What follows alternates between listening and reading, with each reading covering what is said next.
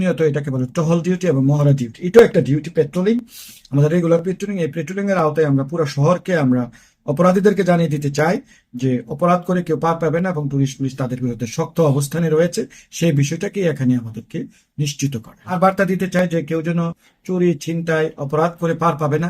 পাশাপাশি আমরা শহরবাসীদেরকে বলতে চাই যে তারা যেন নিরাপদ বোধ করে, এবং আগত পর্যটকদেরকে বলতে চাই তারা যেন নিরাপদ বোধ করে। আমাদের পুলিশের বিশাল বাহিনী, বিশাল দলবল এবং বিশাল শক্তিশালীভাবে আমাদের শক্ত অবস্থানে আছে, এবং অপরাধী যেই হোক তাকে ছাড় দেওয়া হবে না। এটার তাৎপর্য হলো যে আমাদের সেফটি অ্যান্ড সিকিউরিটিকে এনশোর করা। আমাদের এখানে অনেক ফরেন টুরিস্ট আছে এবং লাখো লাখো টুরিস্ট এখানে আছে। তারা যেন মনে না করে যে টুরিস্ট পুলিশ বা আইন শৃঙ্খলা বাহিনী তাদের পাশে নেই।